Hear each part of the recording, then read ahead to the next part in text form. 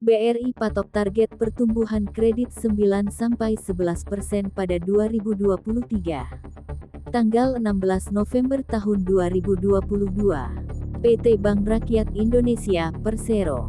Terbuka atau BRI mematok target penyaluran kredit tumbuh 9-11% di 2023 meskipun kondisi ekonomi tahun depan diperkirakan masih diliputi ketidakpastian. Direktur Utama BRI Sunarso mengatakan, target pertumbuhan kredit ini sejalan dengan target pertumbuhan kredit industri perbankan yang dipatok Bank Indonesia (BI) sebesar 10-12% di 2023. BRI memberikan guideline untuk tumbuh masuk di dalam ranknya BI. Kita targetkan kita bisa tumbuh di tahun depan untuk kredit 9-11%, itu target pertumbuhan kita, ujarnya saat konferensi pers virtual, Rabu, tanggal 16 November tahun 2022.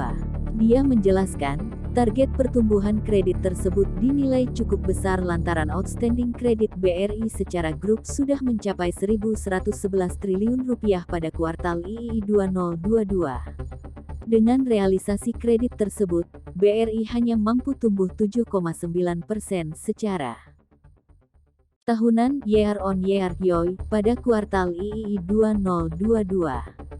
Artinya, dengan target pertumbuhan 10% misalnya, maka BRI harus menumbuhkan penyaluran kredit sebesar kurang lebih Rp111 triliun di 2023. Itu bukan masalah kecil, itu cukup besar. Itu perhitungan kalau tumbuh 10%. Makanya guideline kita adalah 9-11%, jelasnya. Kendati demikian, dia bilang, target pertumbuhan kredit tersebut cukup realistis lantaran BRI mampu memenuhi 4 syarat untuk melanjutkan pertumbuhannya. Syarat pertama, BRI sudah memiliki kejelasan sumber pertumbuhan baru untuk perseroan yaitu melalui penyaluran kredit ke segmen mikro dan ultramikro.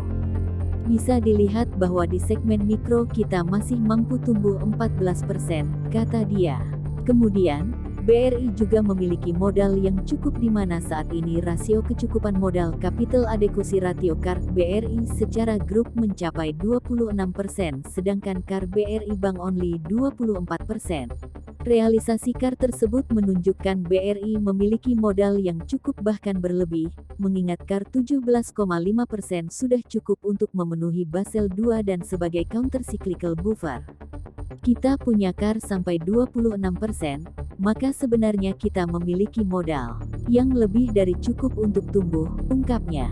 Dia mengungkapkan, BRI juga telah memenuhi syarat ketiga yakni memiliki likuiditas yang cukup di mana hal ini tercermin dari rasio antara kredit dan deposito loan to deposit ratio LAR BRI secara konsolidasi sebesar 88,51%.